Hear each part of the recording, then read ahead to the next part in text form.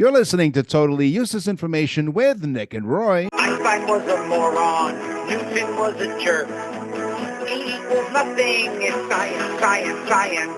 So thank you for joining us, and we are really pleased today to have a very special guest. Now, Roy, usually I tell the audience that we clean up the studio when we have special guests, to which you say, why? I guess you could say we hose down the studio. We absolutely did.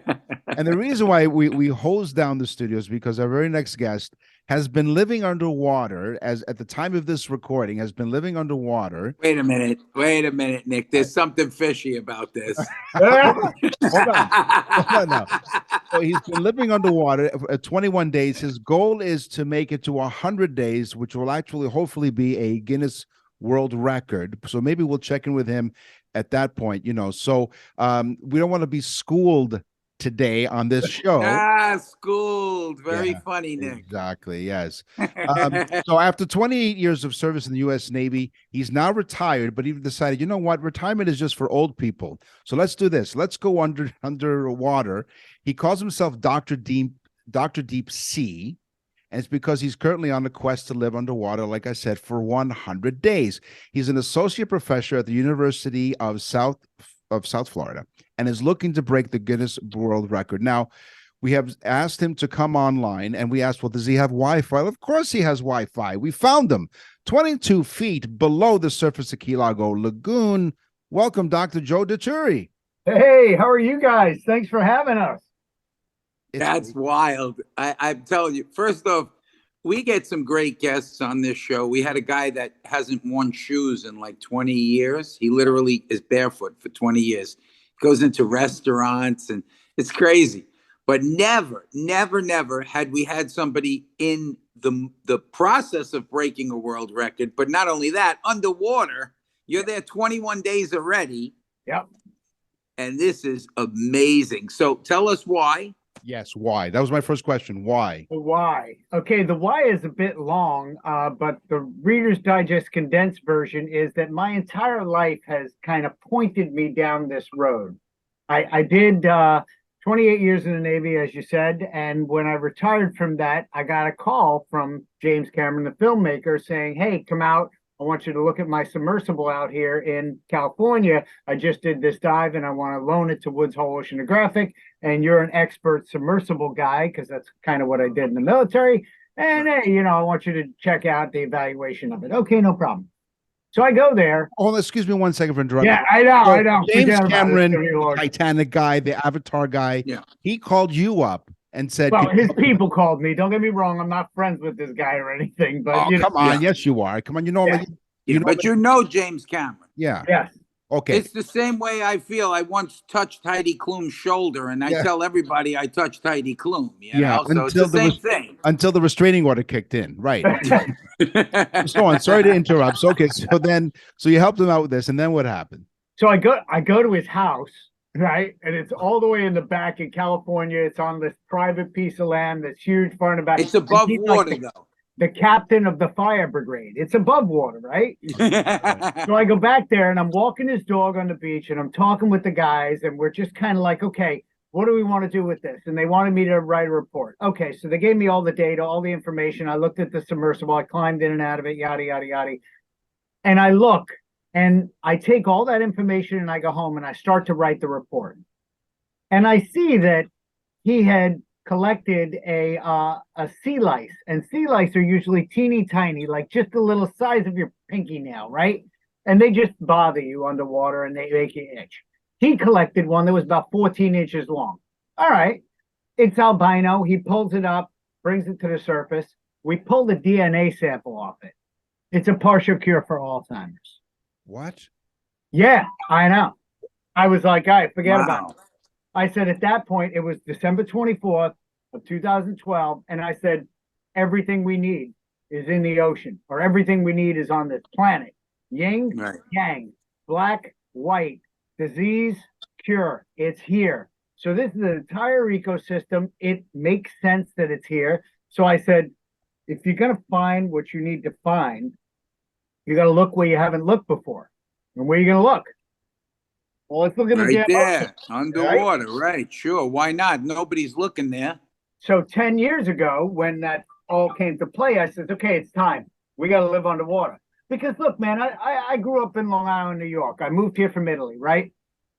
We get there from Italy, you know, we move into the new house, and I didn't even know that around the corner, just like diametrically opposed on the corner, I was on the corner of 5th and 2nd. He was on the corner of 6th and 3rd. And his name was Brian. Turned out to be my best friend. But it took me several months to find him because he was all the way around the corner. I couldn't look that far. I wasn't allowed off the block, da da da da da.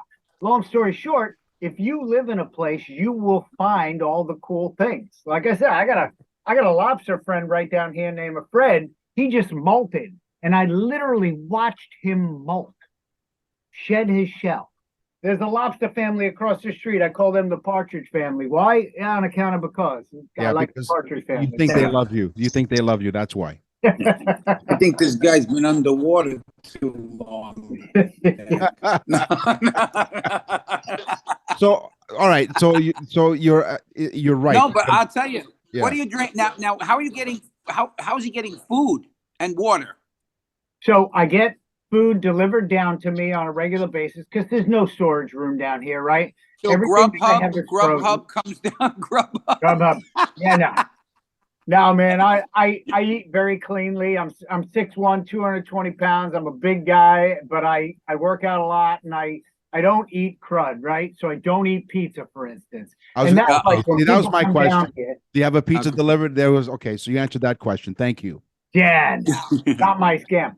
But you got to cook everything. For instance, you're down in a pressure, and when you're down at pressure, you increase the partial pressure of oxygen. So that means it feels like there's more oxygen down here, which lowers the ignition point of everything.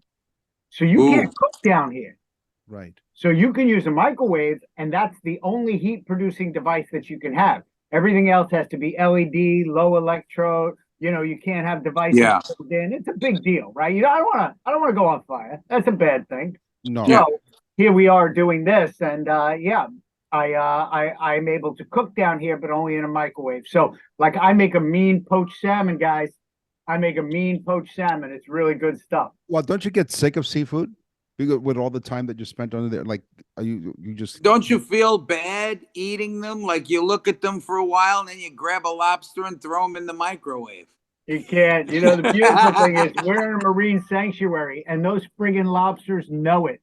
Right? Like the lobsters walk with reckless abandon. They're like, they know they know they're protected, right? Totally. So it's I don't the same way Heidi Klum walks around since the order of protection. Right. Yeah, exactly. Now, okay, so you microwave some stuff. Have you brought any fresh fruit? Yeah. Interestingly enough, I brought fresh fruit down. I brought bananas down. Bananas, and okay. When we brought the bananas down, one of the bananas was a little bit overripe, and the bottom of it, because it's a sealed case, unlike oranges, which are porous, apples, which are porous, the banana exploded. Oh, it was freaking hilarious. Yeah, from the pressure. Because the pressure, it's like 1.65 times the pressure that you're at right now. So basically, it just went. It's kind of cool. I put it on my YouTube. What's the constant temperature? Right now it's 75, but I have an air conditioner, and the air conditioner's purpose is to dehumidify this place because I live underwater and I'm in a 100% humid environment. I mean, look at my hair. It's all jacked up every day. I was going to say something, but you know. Yeah, I'm here and I'm follically challenged. Thanks for sparing my feelings.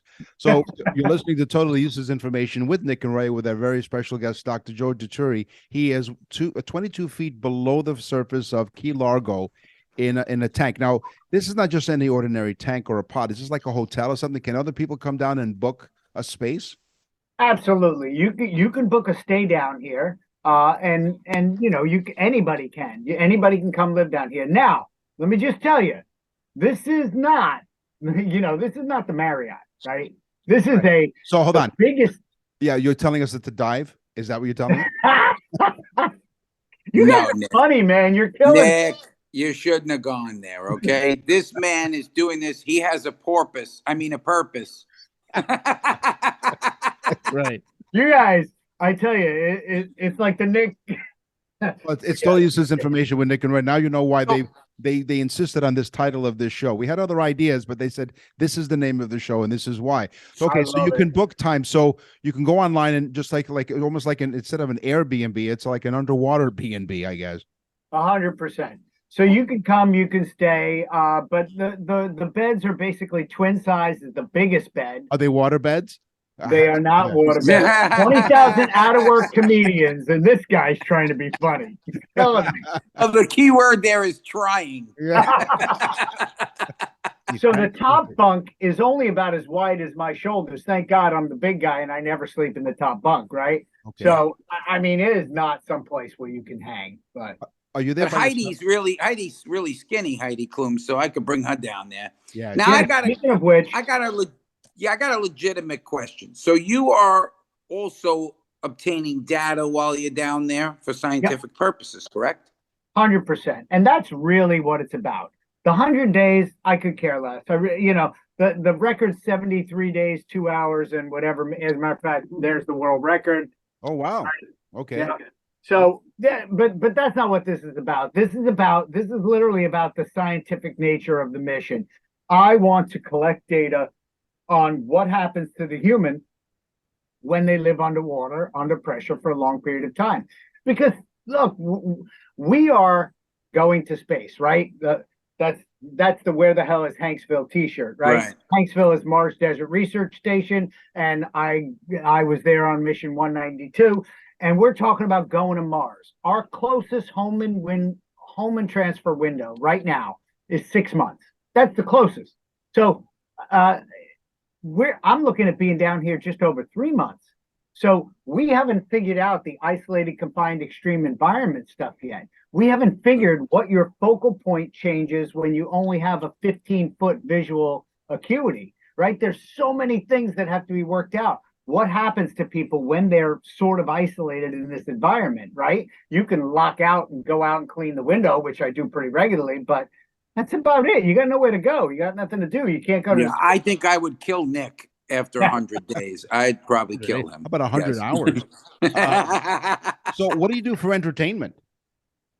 And if it's something we don't want to know, please don't tell us. Right. Yeah. Oh no, but if you want to know something like that, I got information for you. But that's beside the point. All in the name of science, right? Okay, I know. Yeah, I agree with you. I most of my high school days were mostly about science. It was biology and a lot of hands-on experience. Yes, if you know what I mean. Yeah.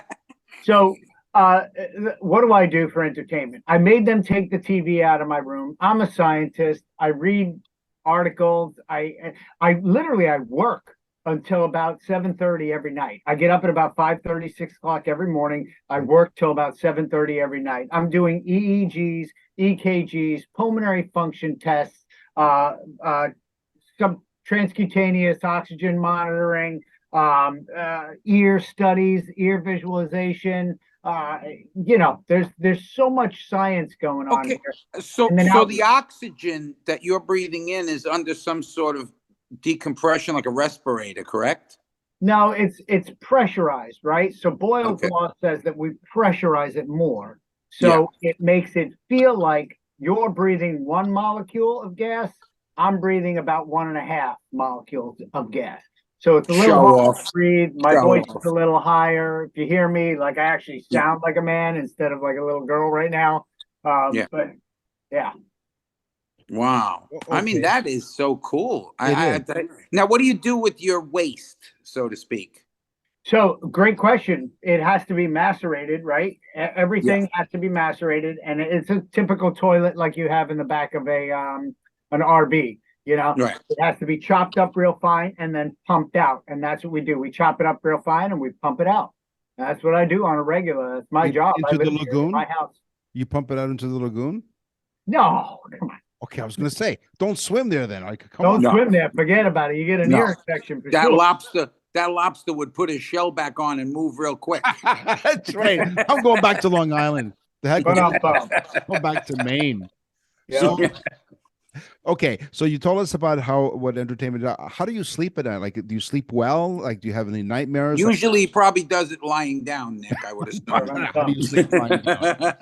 But do you sleep well? Like, are the sounds like? Do you have to block out any of the sounds around you, the ocean sounds? Or some people use ocean sounds to fall asleep. Does that help you fall asleep when you can't sleep one night? Yeah, there's no ocean sounds technically down here, but what I hear is a lot of bubbling because we constantly flow the air into the habitat and it flows out the bottom. You guys want to look around? Sure, give us a tour. All right, Sure. awesome. All right, so here I'm sitting. Here's the backside of where I'm sitting, right? I got This is made out of concrete. junk. No, it's actually made out of steel. This round room right here is Yeah. made out of steel, and it's 2 hyperbaric chambers. And Right. there's a TV, although I've never turned it on. Here is the world's smallest refrigerator because it's about that big on the freezer, and that's the It's fridge. the one I had in my RV. Exactly, right? It's coffee because, life without Yeah. coffee is not life. Right. And then the microwave, and that's my cooking. And then, I wash dishes and so forth.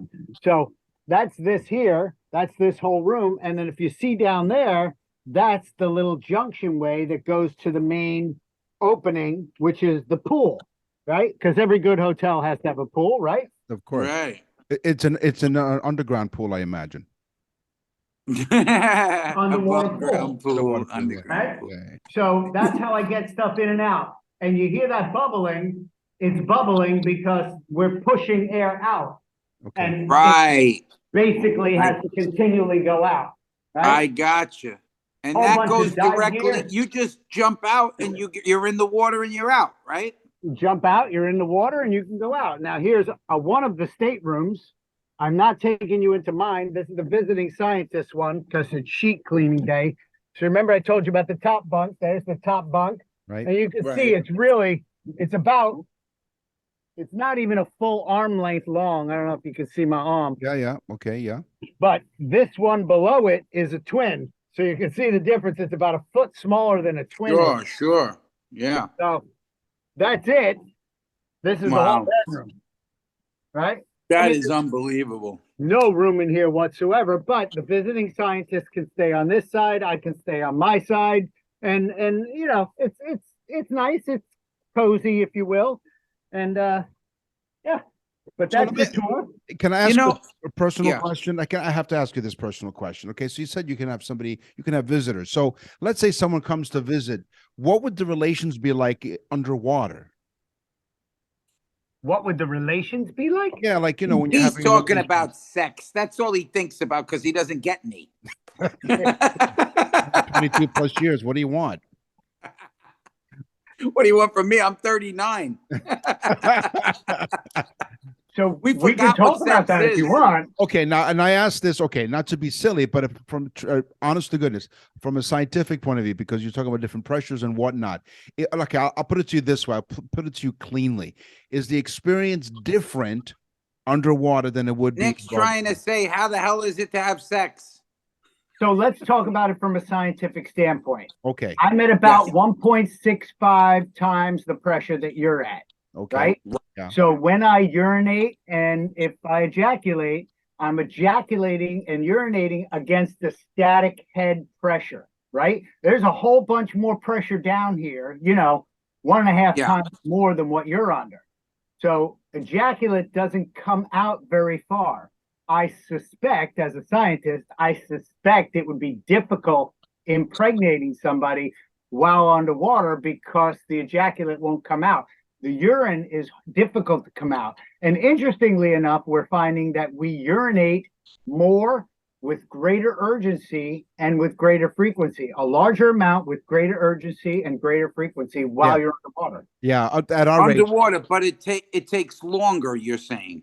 It takes so like basically I will urinate longer while I'm in here. I mean, that's what we've seen so far. Remember, we don't have a lot of numbers here doing this, right? Because there's one researcher. That's Yeah, right. but see, there's Nick. You see what scientists do? They play with the numbers. This guy's having a problem ejaculating, and he then went underwater. There's no worries about premature. No, Roy and I at our age can totally relate about urine that takes so long to come out and it takes so long. Yeah. We totally can relate to that. 100%. Well, maybe you can, Nick. I'm your knowing George age for Washington. crying out loud. You guys are my age. Look, listen, Roy, I have to say this. Roy, every time on the show, like we'll do one of our topics is history, and I'll say in 1857, and Roy right away would interrupt me and ask me, what was that like in 1857? I have to tell you, Joe, that he's 2 months older than I am, and he took the picture. Yeah. So come on. But it's scary because this man is 20 feet underwater for 21 days, going to be there for 100 days. And you're talking to him. You're right there above water, Nick, and you're having a problem ejaculating. Right. So I don't want to. I don't know when we lost control. Oh, wow. Well, there was control. Yeah, I know. Wait a minute. You're assuming there was control to begin with. Okay, so you got electric. You've got water. You've got toilet facilities so you can dispose of your waste. Yeah. So you get food. So basically, you're just hanging out and getting paid for it. Well, okay, so let's just be clear. Nobody's paying me to do this. That was my next question, actually. Oh, now you are the man. So he's the man, okay? Because he's doing it strictly for science, and I'm going to tell you right. Yeah. That needs to be commended. Honestly, all joking aside, that needs to be commended. Because I was going to ask you, is there any funding behind all of this? But you're doing it truly and sincerely for the sake of science. Yes. Yeah, that's the bottom line. There is a nonprofit corporation named Marine Lab who is above water here, and they bring kids down out here, and they high-five me in the window. They teach kids about the ocean, the marine environment, marine science, what the difference between a mollusk and a crustacean is. So, we do a lot of interaction with kids. So that's about 2 to 3 outreaches a day with little kids, 6th, 7th, 8th, 10th, even high school and college age. So we do a lot of interaction. And Marine Lab has sponsored this, but this is on Marine Lab premises. And then a business that I own called the International Board of Undersea Medicine sponsored the other portion of it. And basically I'm sponsoring my own research because I want to find out what's going on. I mean, really.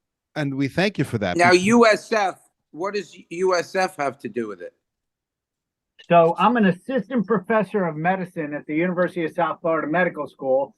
I'm an associate professor of medical engineering at the Medical Engineering School, college, whatever. They keep changing back and forth. But, so all I teach there. That's it. So I teach at the school. My son almost went there. My son almost played football for the Bulls. So. Oh, very cool. Yeah. Well, he was up there. They were watching him and so on. He ended up going to UF, and then USF. He went to FSU Law School. So. Oh wow. They're all rivalries. They're all rivalries. Now, Nick, you were saying that about the noise. Does he fall asleep with the noise? Like people have machines that play sounds so that you could sleep. Being that Nick and I are from the Bronx, we have these sound machines that have gunshots and screams, and it makes us feel comfortable so we can sleep at night. Yeah, the machine guns is what they are. Yeah. Yeah, we lived in a tough neighborhood, and we went to a tough restaurant in a tough neighborhood. As Rodney Dangerfield often said, on the menu was broken-legged lamb. Fans of Rodney. Oh, don't egg him on. Hey, come on. You guys grew up in the only borough in New York that starts with a D. Yeah, I know. The Bronx. The Bronx. Great point. But anyway, I tell you, I am amazed that number one. Now, so what are you seeing like mostly from your window? Because as we're watching you, there are fish going by, which I assume is a daily occurrence. They have a cameo appearance on our show. Fish, scuba divers, people come here. The kids will snorkel down, try and high-five the window. Any manatees, bottlenose, dolphins, stuff like that? Nothing like that. I've seen a couple of fish, barracuda. There's a whole bunch of little fish. Yeah. Yeah, because I'm over here. I'm in of course the Gulf of Mexico, but man, we go out on the boat and the dolphins are all over the place. The manatees are all over the place. So Manatee it's haven't just swum by this window, but I considered it a sign when I went in the water. There were two manatees that kind of greeted me, and I'm hoping that those two are there when I get back. You guys know the whole story about manatees and sailors. You know I'm a sailor, right? there was a law in Florida, right? Well, no, that wasn't me, and that was Florida man. Florida man did Okay. that. It wasn't me. No. There's a law on the books in Florida that you get like 10 years if you have sex with a manatee because they would get drunk and they would, I mean, listen, I did that once on a farm with a goat. Wait. Wait. You went on a farm, what, with a goat? Yes, I had sex with a goat. And were there any side effects? Nah. Daddy. Wow.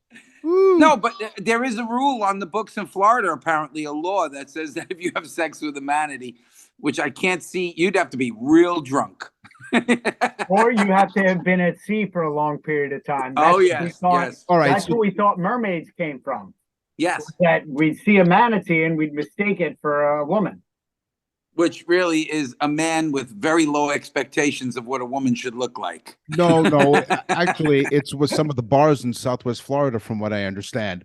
Oh, he's up in Canada. Come on. Yeah, we don't have clubs up The here. girls in Florida are beautiful, Nick. Yeah, they are. They're coming down here. You'll see them. I'll be down in the middle of May. So 100 days. So when it would be your last day? June 9th. June 9th. June 9th. So okay. maybe what we can do is, so I'm going to be down in the middle of May. So perhaps as you get closer to your 100-day goal, maybe we can catch up with you and find out how things are going at that point in your experiment. I would love that. Yeah, that would be awesome because I've had a great time and we have other useless information to provide the audience. But I mean, this has been an absolute treat to talk to someone who I've seen all over YouTube and everything else. I'm like, I wanted because it's a fascinating thing that you're doing. Number one, number two, you're a cool guy. Number three, you're from the Bronx. How could you go wrong? Wow. I'm from Long Island. Forget about it. You're from the Bronx.